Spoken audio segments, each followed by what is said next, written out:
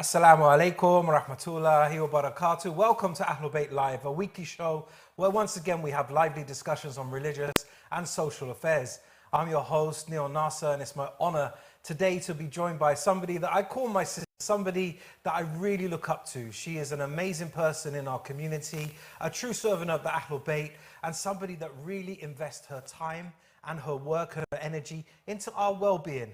Sukaina Abdul Hussein, Assalamu alaikum. Thank you so much for joining us. Alaikum salam, no worries. I'm happy to be here. It's amazing, honestly, to have you with us once again and to impart some wisdom with us. So today is an amazing topic. We're going to look at this title, which is the empowered Muslim eater. We're going to look at food freedom. We're going to discover the profound connection between our bodies, which is a gift from Allah subhanahu wa ta'ala, and the empoweringness to look after what has been preserved for ourselves, inshallah. So sit back and enjoy today's show, inshallah ta'ala. We're going to dive deep and we're going to go in with our question, if you may. Are you ready? Yeah, absolutely. Phenomenal. Let's do this. Okay. So first thing I want to ask you is related to food freedom. It's a very interesting word. First and foremost, what does it mean? What does food freedom mean? But also, how does that impact our overall health and our well-being? Yeah. So when we freedom, we need to think about it as there's an element of intuitive eating within it. So, you know, being mindful about what we're eating.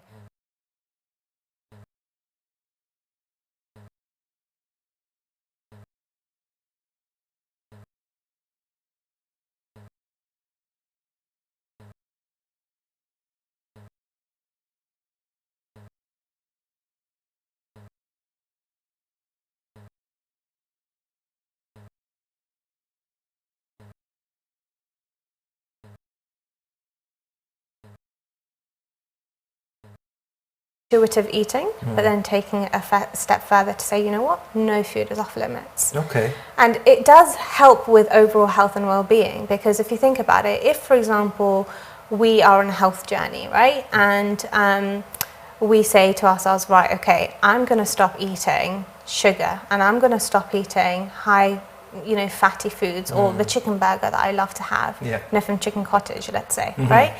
That is restriction. That's a level of control. And we know that in life, generally, if you are controlled and if you feel restricted, you're not going to adhere to that, right? You're going to feel like you're going to run the other way, essentially, right? Yes. But allowing yourself, empowering yourself with the knowledge and the ability to understand that all foods are, you know, you're able to eat all foods and nothing is off limits, regardless of what your goal is, you will naturally find that balance for yourself. Because it's psychological as well.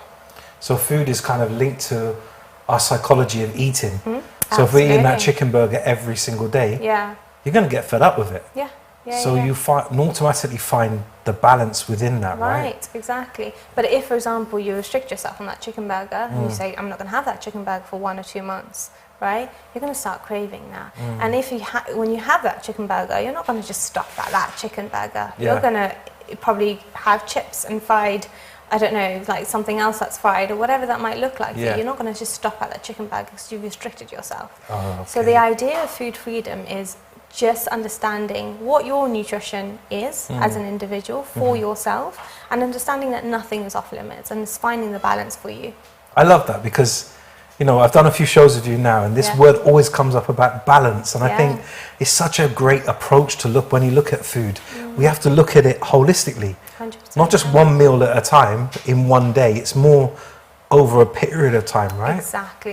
It's zooming out and looking at your dietary patterns as opposed to just looking at food in isolation. Because that one chicken burger isn't going to do anything in terms of jeopardizing that health goal that you have, right? But we need to understand that and actually zoom out. Excellent. I love that. Thank you so much for explaining that, because it's such an interesting word, freedom. You know, does that mean I can have the cake and I can have the ice cream and I can have the biscuits and things like that? But I can also have the salad and the veggies and all those kind of things, and look at it in that kind of holistic way. Yeah, and it's looking at it as everyday foods and occasional foods. Your everyday foods are your fruits, your vegetables, all your different food groups in the Eat Well guide, for example, where you have your carbohydrates, your protein, you know, your healthy fats. And those are your everyday foods that will nourish you. Yeah. Then you have your occasional foods that are high in sugar and fat, right? They're not going to nourish you in that sense, but they make you feel good, Yes. right? And they, you know, satisfy that craving, for example. And it's important that we don't completely restrict ourselves from those sort of foods, because we like to eat as human beings, Yeah, and of that's course. okay. We eat to nourish our bodies, but we like to eat because we Enjoy. we enjoy it, and that's Yeah. absolutely okay. But again, it's fine tuning that balance. Yeah. And what that balance is very different person to person, right? Depending on your circumstances. Amazing. I just want to pull back a little bit because you mentioned the Eat Well guide. Yeah. And I think, you know, the viewers really need to understand what the Eat Well guide is and where they can find that. Yeah. So the Eat Well guide was developed by the NHS. Okay. And it identifies in the different portions how much of each food group that you should have. So Yeah. it looks at fruits and vegetables, it looks at carbohydrates, which should be like a third of your diet. Then you have healthy fats, then you have your protein, and it allows you to identify the different portions, right? But it's very average amounts, okay? So depending on someone's goal, it depends on how much carbohydrates they need as an individual. Yeah. So the Eat Well guide is a very standard approach, but it's a good baseline to identify, you know, if you're on the right path or not. Fantastic. So available on the NHS website. Yes. I would assume there'd be other versions in other countries for our viewers that are watching. Absolutely. Something similar from their health organisations. Yes, exactly. So I think in some countries they have the pyramid instead, as well as instead of the Eat Well guide.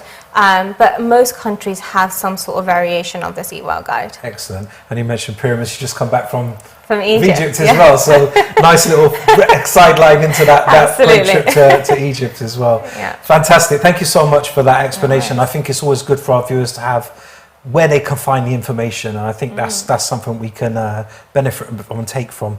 So how can someone really have the mentality that no foods are off limits? Because we're kind of taught that we should be restrictive. We can't have that chocolate cake. Yeah. We can't have that ice cream. Yeah. You can't have that chicken burger, as you mentioned. We're going to talk about chicken burgers a lot. Whilst they still maintain a balanced and nutritional approach to their food, how can you have no limits, but you've got to also be restrictive? If that makes sense, it's kind of counterintuitive. Absolutely. So it's identifying what that balance is for you, right? And zooming out, like I said. So when we look at food in isolation, you know, I've had clients time and time again, and I'll be honest with you, and I'm being honest in live show, this was me at one point as well, where I would look at food in isolation and I'll say, oh my gosh, I've had X, Y, and Z, a chicken burger from Chicken Cottage. I have to be really careful about what I need to eat, what I eat the next day, right? Or maybe skipping breakfast, or maybe skipping lunch, for example, to combat that, right? So it's important to understand that if you're zooming out and looking at dietary patterns as opposed to looking at food in isolation, it'll help you identify what that balance is. So what I'm not saying is let's have 2 sharing bags of chocolate every day, a Chicken Cottage meal every single day, you know, and that. I'm not saying that. No. What I'm saying is it's okay to have that, and it's okay to incorporate that as part of a balanced, healthy diet. And it's important to zoom out and look at it in and not look at it in isolation.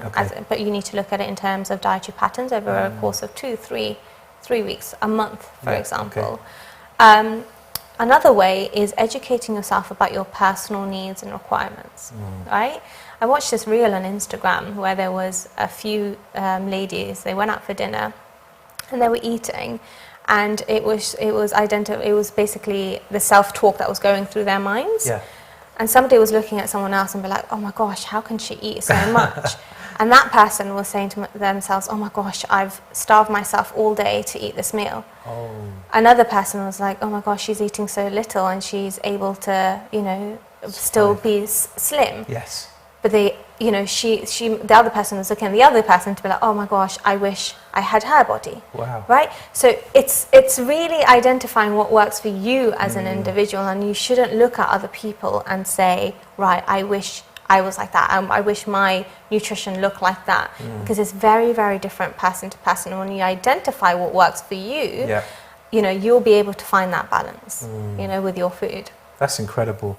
I think, you know, it's obviously from the life coaching work that I do, there are things that are very similar that you can follow in terms of creating motivation, increasing your self-esteem. Yeah. But I also find there's an individual way of actually increasing your motivation, your self-esteem, your confidence on an individual basis, because what would work for you is not going to work for me. So the same applies to your nutrition and your food groups that you're eating. Yeah. So it's a very similar principle that we're talking about there. 100%. And you know, let's take weight as an example, right? 60 kilos on one person will look very different to another person. Yeah. Right? Yeah. And that just goes to show as baseline how different everyone's nutrition actually is and what their requirements should be, depending on their own body type, depending on their own self, right? Depending on their gut health. There's so many different things and so many personalized things that you have to look at. So when you look at it from a personalized approach and educating yourself with your nutrition and understanding what's the balance for you, you'll be able to identify that, right, no food is off limits, but what does that look like for Sakina? What does that look like for Neil? Yes. Right? Yes. And taking that 80-20 approach as well. 80% of the time, having those everyday foods like I spoke about, right? All those different food groups. Yes. And occasional foods, that 20% of the time, you know, if you want that, go for it. Excellent. You know, so there's the balance again, isn't it? Right, exactly. That's the balance approach. If you switched it around and 80% of the time you're having burgers and fries and 20% of the time you're having salad, then obviously that is going to affect your health, your mentality, your gut, your everything. Energy levels, everything. And it's just, again, it's important. And this is why I called my program Find the Balance, because it's exactly that. It's finding the balance that works for you. Phenomenal. I keep learning and learning and learning from you continuously. I'm thinking in my mind of my mum, right? God bless her. And every night she likes to eat an ice cream. She's lost a sense of smell and taste through a cold, basically, and it's never come back. So she eats that every night because she likes the feel of it, the texture of it, and she gets some sensation from it. But I think if I was to eat ice cream every single night, it's going to get even bigger. Right, you know, and exactly that, right? When if you were to look at your mum and you didn't know what was going on, you'd be like, gosh, like, why is she able to eat, like, you know, ice cream every day? Why am I not being able to do that? And it depends on your goals, what your circumstances are, what your requirements are. So it's so important, and that's one of the foundations of food freedom, is not comparing yourself with other people and their journeys, because it's so different. Amazing. It's similar concepts and not listening to other people, limited beliefs that get fed, and all of these wonderful things. And my brain is actually making all these connections together. I want to talk about challenges, if that's okay, because, you know, we're blowing it out of the water right now. We're talking about food freedom. What challenges do individuals face in this transition to food freedom, this mindset change and shift? And how can they overcome it? How can they be free from it? So number one is getting unstuck from the diet culture. Okay, so that in itself is a very heavy topic, and I can talk about it for a while. We'll have another show in a few weeks about that one. So with a lot of information online, right, we are fed so much, right, and it's come to the point that nothing is good for you anymore. Everything, you know, somebody has something to say about everything. Right, and that causes that diet cycle, right, and that diet culture. And that's one of the biggest challenges, right? And in order to get out of that, you need to make sure that you know where you're looking for information, you know who you're talking to, and making sure that it's working for you as an individual. Right? So that's number one, getting unstuck from that diet cycle. You know, you're right in saying it, because sometimes you'll look online whether avocados are okay for you, and then you look at another website and they say they're really bad for you. And it's very counterintuitive. And you know, it's really important to make sure that you're getting correct information and guidance, right? Unfortunately, the title nutritionist isn't protected in the UK, which means that anyone can call themselves a nutritionist. So somebody that's done a 2-week course, or somebody that works at a health shop. I've seen it time and time again where they call themselves nutritionists. I've gone through a whole degree. I'm accredited by a governing body called the Association of Nutrition, and it's a voluntary body, but it allows people to identify whether the person that they're getting the information from is accredited, essentially, and is registered. So you have registered nutritionists and you have registered dietitians. Dietitians work more in a clinical setting, and nutritionists work more in sort of community setting. So again, it's so important that you get information and guidance from the qualified professionals. Yes. You know, there are so many people out there talking about nutrition. Yeah, of course. And it's unfair on the public Yeah. because it gets conflicting, and then it reverses back to Totally. that diet cycle and that diet culture because everyone has conflicting information. That's right. That's right. Sheikh Google sometimes gives the fatwa about what we should eat and what we shouldn't eat, and it gives us fatwa on our religious beliefs and everything as well. So maybe we should go to the experts really in that kind of thing. And also, not having a clear strategy in place is another common challenge when transitioning into sort of food freedom, right? Often when somebody has a health goal that they want to try to achieve, or just generally want to become healthier, they'll say, right, the first thing that they think about is calories, sugar, and portions, right? But it's so much bigger than that. Yeah. Right? It's understanding where your cravings are coming from. It's understanding your blood sugar levels, your hormones, your emotions. You know, the cost of food, and whether that's something that is you can afford, for example. That has a big effect on your nutrition choices. Definitely. Right? And not having a clear, and just thinking, right, I'm just going to restrict myself from sugar, and I'm going to reduce my portion sizes, or I'm going to reduce my calories, isn't going to work. It's not a clear strategy. And therefore that's another challenge, right, in terms of transitioning. So making sure that, again, you have a clear strategy, small steps that you can implement to help with that transition. Another thing is, one of the other challenges is guilt. Huge area, one, yes, right? Of course. And understanding that all foods have a place in the diet, and not having that guilt. So again, someone might say on a Friday night, oh gosh, I've had a chicken cottage with, a chicken burger. I keep going this back chicken to burger that. keeps coming back. Yeah. I've been eating a chicken burger today. Let's just have a caveat. Yeah, I might get some on the way home, to be honest. But so let's say the chicken burger from Chicken Cottage, on a Friday night you've had that, and then you start feeling guilty. What that will do is it'll have a knock-on effect on Saturday, right? Because then you'll say to yourself, oh, I'm not going to eat breakfast, or I'm not going to eat lunch. You're not nourishing your body at that point, right? And you have those feelings of guilt. And again, that's a huge challenge, because then it has a knock-on effect on what you do after the point of having that chicken burger. It just doesn't stop there. So again, it goes back to, to overcome that challenge is to zoom out and look at your diet as a holistic approach overall, your dietary patterns, as opposed to in isolation. Again, that keeps coming up, doesn't it? Like, zoom out on what you're looking. Don't feel so guilty of it. Just accept it rather than challenging it. Okay, I've had that. I'm going to change it now. I've had a kebab. All right. No chicken burgers anymore. I've had the kebab. Don't feel guilty about it. And looking at it, okay, it's just one occasion. But interestingly, the guilt then spirals into this, I'm not going to eat breakfast. I'm going to skip lunch. And that's really unhealthy, to be skipping meals. 100%. And again, like, it's because of that diet mentality. It's because of that guilt that comes alongside that. So removing that guilt, and it's not an overnight thing. And so it's really important to understand that this process of food freedom and intuitive eating doesn't just with the click of a finger happen. It takes practice, it takes time. You need to give yourself patience to adapt this sort of mentality and lifestyle. It's not going to happen overnight, especially because we're fed so much online. And when you go on Instagram and you're scrolling, even if you're in that point where you feel strong with your food freedom principles, there can be something that knocks you over. Right? Because there's just so much information online. That's right. And then there's advertising alone, right?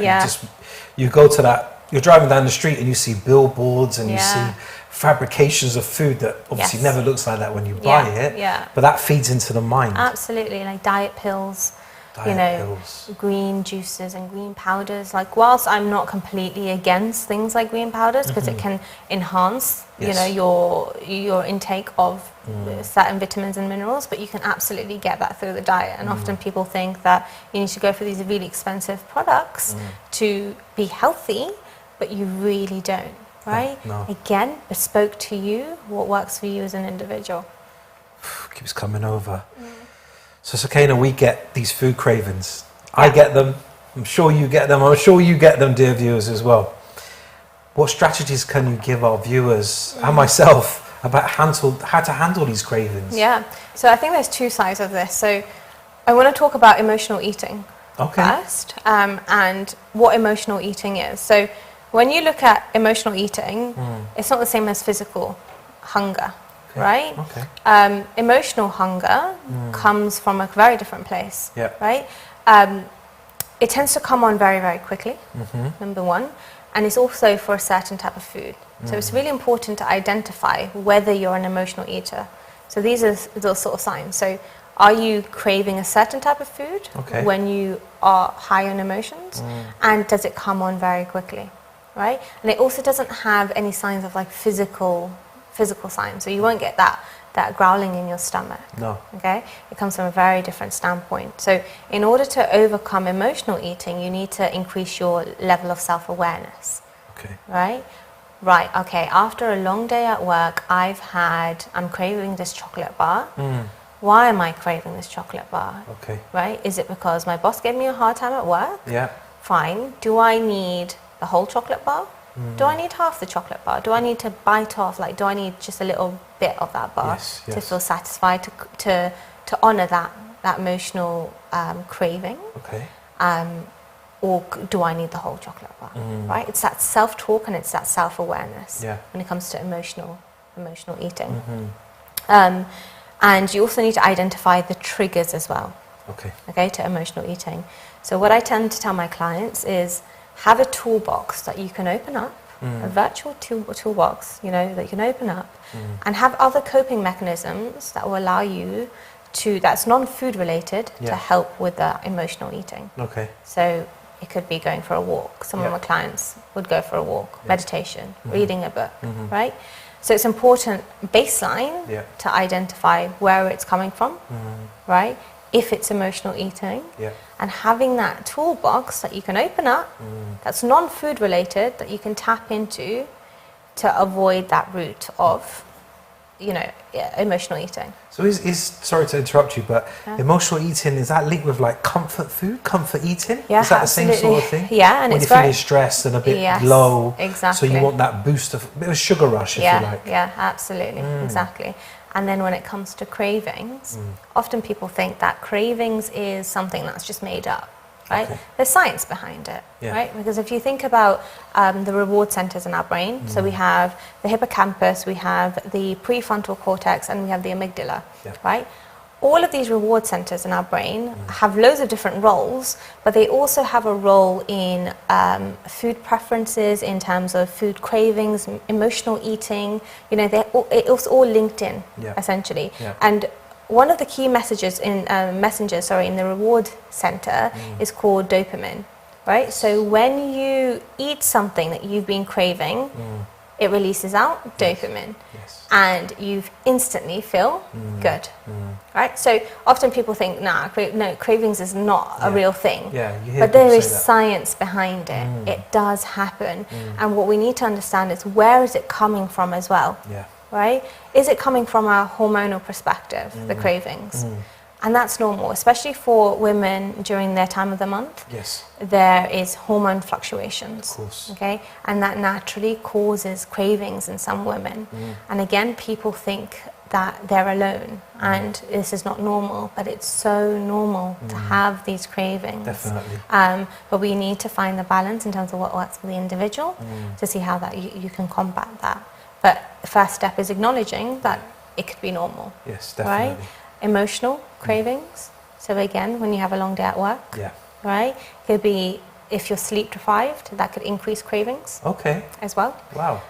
So again, you need to identify, right, where are these cravings coming from? Then you deal with the craving. So in terms of dealing with the craving, honoring it. So people tend to say, I have the willpower to stop this craving. Fair enough, you might do. But majority of people will not be able to, and they might be able to stop themselves for 2-3 hours or maybe longer, but when they do end up having that chocolate bar that they've craved, they're not going to stop at that one chocolate bar that they perhaps would have had. They would want a sharing bag because they've restricted themselves, right? So it's important to honour it, but finding the balance in terms of portion sizes. It's also important to see how often you get cravings, where it's coming from, and if it is regular, then trying to stabilise your blood sugar levels in the process. So for example, if you were to have a sharing bag of chocolate, what will happen is your blood sugar levels will rise, they'll spike, and then it will drop, right? And then that drop is what causes low energy, low mood, cravings. And then that craving at the bottom, you'll want more sugary food, and it'll go back up and then drop back down. And that blood sugar roller coaster is what essentially could be a cause for cravings, right? So to combat that, have a portion of something nourishing, something rich in fibre with that chocolate bar. For example, chocolate cake with strawberries. Or what I like to do as well is yogurt with Smarties on top. Nice. Or yogurt with cookies like crumbled up on top, right? And that helps stabilise your blood sugar levels to sort of combat those cravings a little bit more. So that's that, and also gut health, right? It's new research, but the gut might have a key role in regulating eating behaviours and cravings as well. Now, it's very new research, but it's important that you look after your gut. And I know we spoke about this in a live episode before. We did. But our gut is our powerhouse. It's connected with so many different things, right? Our metabolism, our skin, our mood, our brains. So it's important that we're looking after our gut. And in order, when we look after our gut, when we balance out our blood sugar levels, all of that will help combat cravings, and also identifying where those cravings are coming from. So then you can manage the back of house before it gets to that point. Amazing. Well. So the back of house and front of house. Yeah. We've got to look at that. What we're actually putting out is what we're putting in. So if we're having, as usual quote, the blood sugar level roller coaster. Yes. You're up and you're down. Your moods are going to change. Your concentration is going to change. Yeah.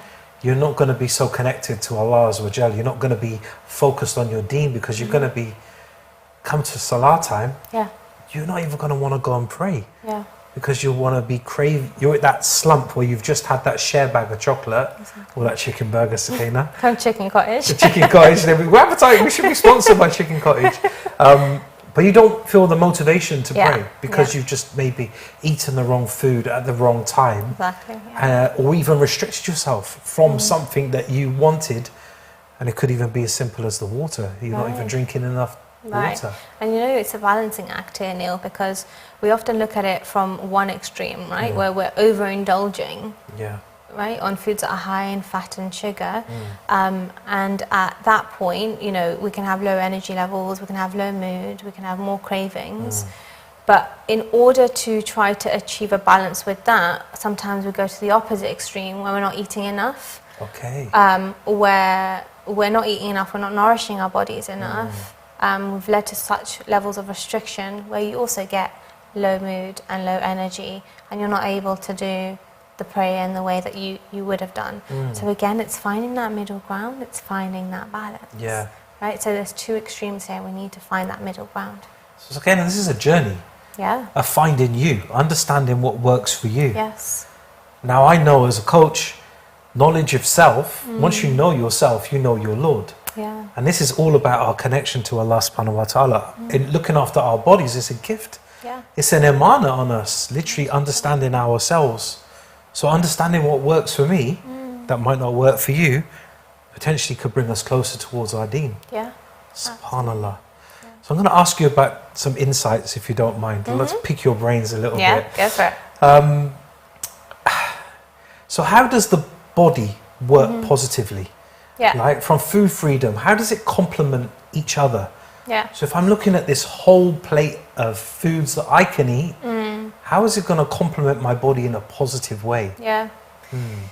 So we need to look beyond physical aesthetics here, right? I want to look at it from how it will complement you internally.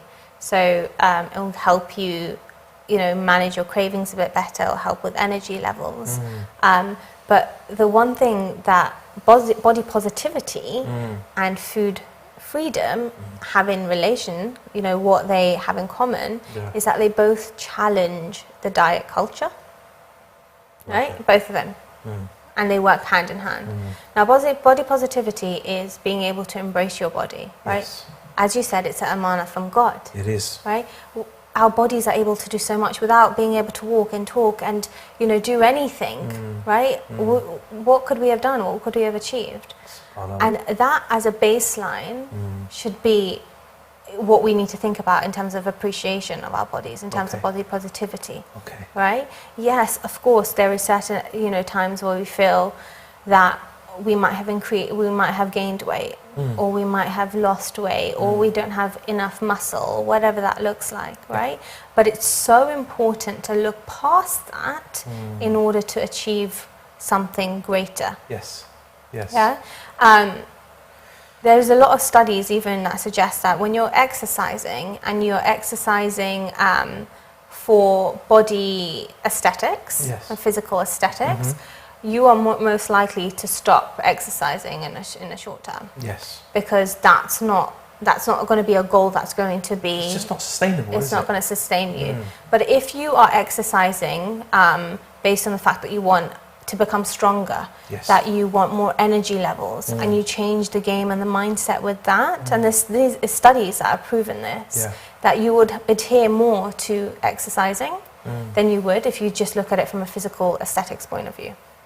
Right? So this is why it works hand in hand. So if you have a good relationship with your body and have body positivity, that will in turn have an effect of what food freedom looks like for you, and enhancing that food freedom aspect for you as an individual, as opposed to if you don't have, you're not in love with your body, or you don't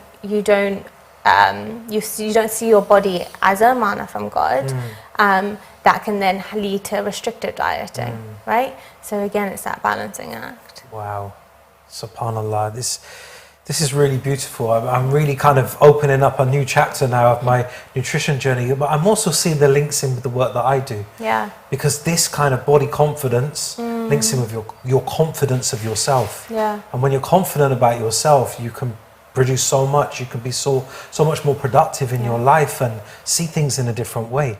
100%. How can you love others when you don't love yourself? How can you help others when you can't help your own self? Yeah, absolutely. So subhanAllah, the connections are phenomenal. Yeah, and I think the key takeaway from this is the physical aesthetics will come with time. But if you work on the back of house stuff, which is your internal stuff, right? The food freedom, the intuitive eating, your gut health, your blood sugar levels, your relationship with food, all of that in the background, right?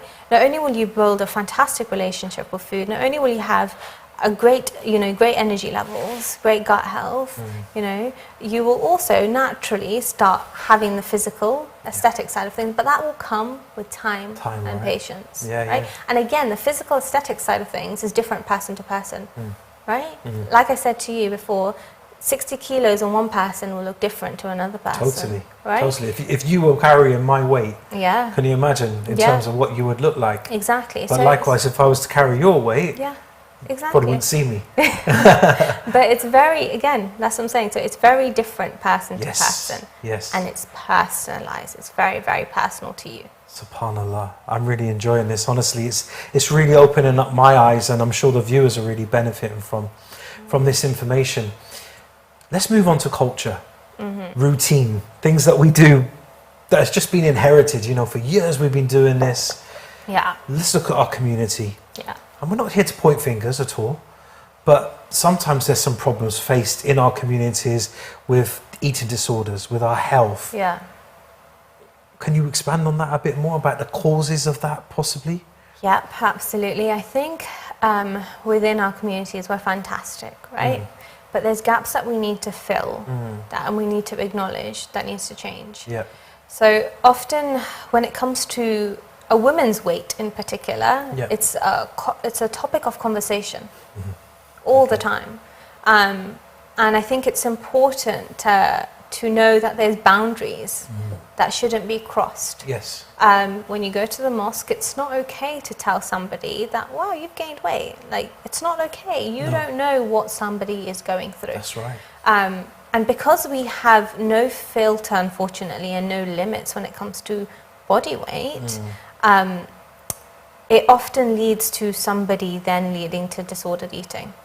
You know, that one comment, that one passive-aggressive comment or sneaky comment, that's done. But in the background, you have no idea what that person is going to go home to do. That's it, cause and effect. Are they going to, you know, not eat properly, or not eat breakfast, or not eat lunch because of that one comment that you Or even made? the reverse, right? Or even reverse. Start exactly. eating more of the wrong foods. Right, exactly. And it's, well, not wrong foods, Well, occasional sorry, foods. the food, start eating more of the 20%. Yes, is that exactly, better? yes. I'm learning, I'm on this journey with you. And, you know, it's important as a community that we start breaking down these barriers and saying that actually it's not okay to talk about anyone's weight. And regardless of, you know, you can get comments like, wow, you're too slim. Or you get comments like, oh, wow, you've gained weight. And I think no, in any of that spectrum, it's not okay. It's not acceptable. Not acceptable at all. And I think women tend to suffer more from this sort of cultural problem. Yes. And I think we just need to take a step back and reevaluate and understand that it's not okay, because it has a domino effect on someone's life. That one comment that you make. It just increases to people's limited beliefs. Yeah. You know, and then that just plays a part in the brain somewhere, and they're constantly telling themselves that, and then they employ somebody like me to try to squash that limited belief. But it's not cool. Let's just keep that as that, right? Absolutely. You know, it's not cool to be talking about people. But within our communities per se, there are small changes that need to happen in terms of our eating habits as well. And I know on a previous show we talked about, like, in our community, it's very normal to cook with ghee, with coconut oil. You know, we need to start thinking about the small changes in ourselves, because inherently, you know, we have heart disease in our family. Absolutely. You know, we have strong diabetes that runs through all of our communities, actually. So it's a Middle Eastern stroke Indo-Pak kind of community. What can we do? What can we focus on a little bit more? What can we add in a little bit more? But also, how does this all apply to food freedom as well? Exactly that. So, you know, it takes me back to that food freedom concept, that culturally you're able to eat what you want from a cultural perspective, right? So let's say a typical curry, okay? The components of a curry, if you look at it and break it down, it's not unhealthy. You have a bit of oil, you have oil, you have your onion, you have your garlic, you have your ginger, then you have your protein source, whether that's chicken, meat, chickpeas, whatever that looks like, and all your spices. And then you have that with the carb source, whether that's roti or rice or naan or whatever that looks like, right? So the components are not unhealthy. But there's small tweaks that we can make to make that dish healthy. So the principles of food freedom is absolutely, you can enjoy that curry that you like. Right? I've had a client come to me when she started with me on the onboarding process, and she wanted to better her gut health. And she said, please don't take away my curries. And I'm like, absolutely not. Don't worry about it. But it's incorporating things within that curry to make it healthier. Right? So the oil that you're using, how much oil you're using as well. You know, I use a tablespoon of oil to saute the onions for my curry, and that is it. And that portion is for me and my husband, and it lasts at least two days or 3 days. And you only need a little bit, because oil really doesn't do much. It's more of a cultural thing. The more oil is floating on top, the more delicious the food is, right? You only need a little bit to saute the onions and the garlic, right? So thinking about the oil perspective, thinking about what you can add to that curry as well. Add some spinach to it, add peas to it, right? That's the standard typical curry, but add something in. You're still having that curry. But you're making it more nourishing for you. If you're having it with rice, have peas in the rice. Right? For example, if you want, try to go for brown rice. You know, if you're not a fan, try it out. See if you like it. Right? And there's quinoa. Yeah, quinoa, exactly. It's a nutty flavour. But again, in terms of plant diversity, to support your gut, it's great to go for different types of, you know, plants. So again, yeah, you know, quinoa would be a fantastic alternative. Wow. It's just trialing and error. It's trial and error until you find what works for you. Yeah. I know one of my uncles, he is on a health journey himself, and I remember a few years ago I introduced him to quinoa. Yeah. It was like a quinoa salad. Yeah. And every so often it comes up in conversation because he says, oh, like, you know, I still love the quinoa, and he has it every Ramadan. Wow. And he loves it so much. Wow. But again, it's getting yourself to try new Yes, things. yes. And although from a cultural perspective, you can still stand by what you like, we're thinking about how we can diversify that a little bit. That's incredible. I'm actually rooting for you now because you said add spinach to your curries, right? Yeah. And I add spinach to kukupaka. Right. And I'm told by one of my cousins Yeah. that is no longer kukupaka. But to me, because I'm adding something Yeah. to it, the iron, and I love spinach personally, I go through a bag of it every few 10 days or so. Yeah. You know, she tells me that's no longer kukupaka. Yeah. That's a cultural perspective, That's a right? Because the cultural baseline, the taste is exactly the same. Exactly, yes. Yeah. Just adding something For me, else it actually is a little bit better. Yeah, yeah. Yeah. And even at Stanmore Mosque this time in Ramadan, Yeah. we had this whole nutrition initiative where we were able to reformulate some of the foods. Wow. And it was still the same. Yeah. So for example, the kukubaka, what we did is we used 50% fat coconut milk and 50% full fat coconut milk. Wow. So we mixed it in, and that reduced the fat content nobody would have significantly. even noticed But the no one difference. even noticed. Yeah, We yeah. kept the skin on the potatoes on to increase the fibre. No So one again, noticed, it's those small things Small changes. that as a community, from a cultural perspective, that we can change with still being true to our cultural roots and our foods, but just making it a little bit healthier. Wow. SubhanAllah. I've learned so much from you. It's absolutely phenomenal. You're backing me up now. Okay, if my cousin's watching, you're backing me up. You can have spinach in kukupaka. Okay, so if you're watching this, in fact, I might take this clip and show it to her. Let's move on to kind of social situations, if that's okay. You know, special occasions, weddings, birthdays, you know, these kind of Eids, an Eid is coming up very shortly. Yeah. You know, how do we approach these without feeling anxious about our food choices? Again, taking the principles of food freedom, but then balancing it out with what you require. So for example, if you're going to a restaurant, right, you don't need more food than you usually would eat. Try to stick by normal portions that you would usually have. Okay. Right? Yeah. And having the same similar portion sizes. If you want to go for dessert, go for dessert. Like, it's not, like I said, it's looking at that food in isolation. Yeah. Right? When you go to a wedding, you're not going to be hungry for wedding cake. You're not going to be hungry for wedding cake. You would have had the biryani, and at the reception, you're not going to be hungry for wedding cake. But you want to eat it. That's a hedonic hunger speaking, which is basically eating for pleasure. Hedonic. Hedonic hunger. Okay. Yeah, and that's eating for pleasure, right? And that's okay to do, right? And it's important to sort of find that balance with it. So absolutely go out to weddings, Eid, you know, going out for restaurants, just understanding your nutrition. I wish I could, you know, on live TV speak about everyone's specific nutrition, but I can't. Yeah, of course. But understanding what your nutrition looks like, what you need, and what you need to fuel you in terms of how much carbs you need, how much protein you need, and then implement that in any setting that you have. Once you've learned that baseline, no matter where you are, you can just implement that learning. It's just all applicable in all areas, Right, isn't so it? exactly, and that's what so when it comes to my clients as well, education and empowerment is key.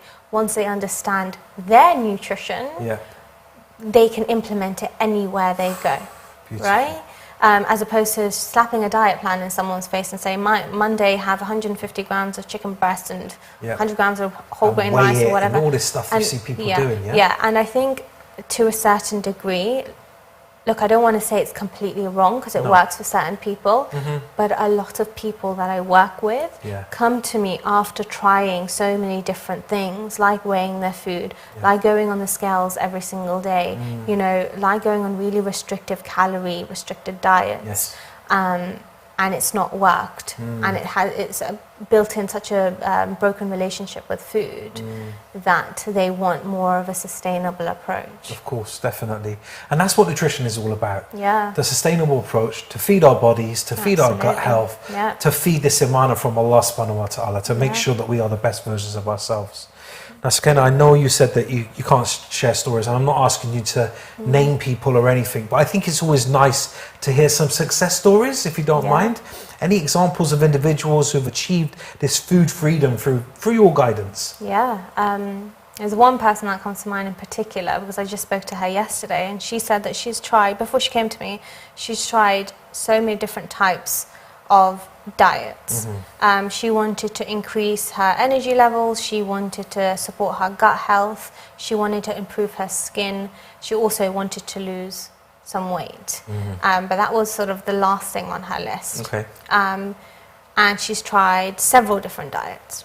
Whilst it works short term, it always seemed that she was going back to her older habits because she wasn't able to adhere to them. Yes. Now, when I've had a conversation with her recently, she said to me, because it's up to me to decide what I can eat, and because I understand what I need to eat and how it'll fuel me, she's able to make better choices. And she's able to find that balance. She still eats what she wants. She still wants, if she wants to eat a chocolate bar, she can eat that chocolate bar. But it's important that she's able to find that balance. And you can do that through education and empowerment. MashaAllah. Right? It's educating someone about their nutrition, understanding what they require as an individual. Once you've done that, everything else becomes easy. And yes, it might be a slow game. I really despise, really with a passion, when I see online people say lose 10 kilos in a month, or lose 5 kilos in 3 days. These crash diets, right? And I'm like, this is not sustainable. It's not healthy for you physically, emotionally, mentally, and you're not going to be able to adhere to it. And even if you do lose some weight, it's most likely going to come back. So it's important to play the slow game, like this client specifically did. And it's really helped improve her life. And she actually mentioned this to me yesterday, that her eating habits is now being translated into her child's eating habits, her little daughter, because she's being able to eat properly as well, and more balanced meals. So it's not just affected that one individual person, but it's affected everybody. Yeah, in her household, her little daughter. Wow. And it's the principles of food freedom. Wow. Look at that. I mean, that's inspiration within itself. Yeah. We've got to always remember there's younger eyes looking at us, right? We can be the change. We can make changes to ourselves which affect other people. It's the pay it forward theory, right? And it may be even further, that amazing success story. And I really thank you for sharing that, because I think it just inspires us, right? To understand that this does work as a principle. But to understand the power is within us to make these changes. The power is within us to look at our food holistically, and to use your terminology, to zoom out. Absolutely. To look at it all holistically. But then once I've empowered myself, use me as an example, the knock-on effect about other people and what that brings into everything. Alhamdulillah, God is the best of planners and has brought you into my life, and I have made changes. I had an omelette today, this afternoon, but when I looked at that omelette, I added red peppers, mushrooms, spinach, onions, avocado. So I put in 5 vegetables, whereas before maybe I would have just put in mushrooms and onions. I may not have put anything in it. And yes, I put a bit of cheese in there. So I knew you weren't going to tell me off. Cheese, it's a great source of protein. It has calcium in it. Brilliant. And why not? But let me take it to the next level. I put a bit of oregano in it. Lovely. Why did I do that? Because that goes to my plant points. Look at her face. Guys, look at her face. See, that is exactly the face that I wanted. Because, what you say makes sense. And it's not because, I like to eat those kind of foods, Sakina. I actually feel good from it. Yes. And I feel the benefits from it. So, when I started the show off and say you're a true inspiration, I truly mean you're an inspiration. So we thank you for all of your efforts, honestly. No worries. There's another thing as well, just from a personal level. I had all the science background in terms of nutrition. But there was a point in my life where I had a really broken relationship with food. Okay. Now, my degree taught me the science, right? But what it didn't teach me was the relationship with food aspect to that degree. Okay. Emotional eating, the food freedom aspect of it. Yes. So again, this is my own personal success story where I was able to go on this journey to develop myself and have a bit more body positivity, a bit more understanding, you know, not only my nutrition, because I understood that, but how to implement it in regards to food freedom, right? And it's changed the game. It's really changed the game. Amazing. So it's really important. Honestly, it does work. Yeah. It's very effective, and it's a great way of supporting your health. Why would you want to do it through restriction? Exactly. We're constantly searching for that relationship with others, that relationship with ourselves. So let's build a relationship with what we're putting into our bodies. Exactly. And then maybe ultimately we're building a relationship up with our Lord. Yeah. So it's all connected. Everything is connected. It's that circle of life. 100%. Alhamdulillah, alhamdulillah. So Sakina, they say slow and steady wins the race. Yeah. Right? Remember the hare and the tortoise? Yes. The hare didn't win, the tortoise did. Slow and steady. Does this apply for when you're looking at your nutrition? Yeah. And I guess how does it apply as well? Yeah.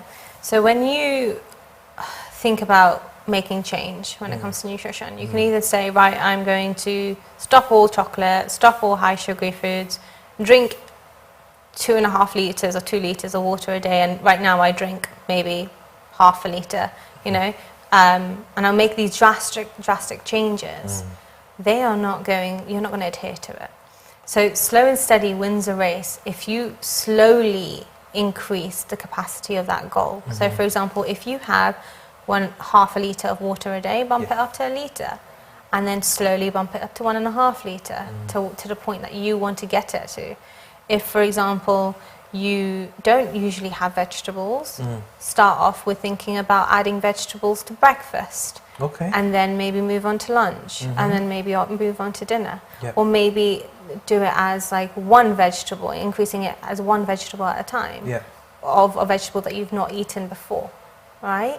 So it's a small steps which will lead to a larger change. It's amazing. Okay, and I've seen it time and time again. I've seen it in nutrition, I've seen it in, you know, personal, I've seen it in business related stuff. Small and steady steps will just be a game changer. Yes, if you do everything in one go and you feel, you know, you want to do everything in one go, you will feel very overwhelmed. Yes, definitely. Extremely overwhelmed. And that point, it'll be very not sustainable, right? I'm reading a book called The Slight Edge by Jeff Olson. Okay. And he again talks about, I think I have it on here actually. Yeah, he says success is a result of repetitive productive actions over a consistent period of time. That's sense. Right? Yeah. And that goes for everything. That's sense. And I really highly recommend the book when it comes to just small habits that you want to implement, not only in nutrition, in outside nutrition, but it works in all aspects. When you play the slow game, you're more likely to see sustainable results over time. Amazing. It applies in my work as well. So we understand that consistency is the key to everything. It really unlocks the door to kind of habitual change. Yeah. I know you mentioned the books there. I've got to mention Atomic Habits. Yes. Because what we're doing within this process of gaining better nutrition is we're looking at our habitual behaviors. And a habitual behavior is looking at that. And in James's book, James Clear's book, he talks about our environment. So when there was a point where he loved a certain apple and he would buy this apple, but he put it in the crisper, in the fridge. But when he went to go and eat that apple, he'd forgotten about it because it's locked away. And by the time he'd get to it, it'd be gone off. But keeping that healthy snack on the table, and every time, 4 or 5 times, 10 times a day, he keep walking past the table, the visual cues that he can see the apple, when he felt hungry, he would go for the apple. Because he liked the apple, but because it was hidden away, and what he did is he then looked at the environment and they made those small changes within the environment. And of course that impact of eating the apple rather than the Snickers or whatever, chicken cottage, the impact is better for you. So alhamdulillah, that's a beautiful thing to do. Yeah, Brilliant, absolutely. brilliant. Well, I'm going to shock you because we have 3 minutes left of the show. Wow. As always, our conversations so just go quick. so quickly. Yeah. Let's finish the show off with just a couple of pieces of advice for our viewers. How should they approach? It's hot. It's summertime in the UK right now. It's very hot in the world right now, actually. A couple of nutrition tips from you. Should we increase our salt or liquid, whatever? I mean, I'll leave that up to you. Yeah, definitely increase your fluid intake. Okay. So usually it's 1.5 to 2 litres per day. That's around 6 to 8 glasses. Yeah. Now you can have fun with it. It doesn't have to be plain water. You can infuse it in some lemon, mint, great for the summer. Yeah. Hydrating fruits like melon, watermelon, tomatoes, cucumber. Yeah. And this time of year, often people like eating salads, right? Yes. Make most of that in terms of trying to get those plant points in and plant diversity in as well. Salads don't have to be boring. No. They really do not. They don't just have to be lettuce based. You can play around with it, different textures, different flavors, avocado, nuts, seeds, protein sources, chicken, have a lovely dressing. Try to bump up your salad intake purely because of someone, it's a great time of year to be having it.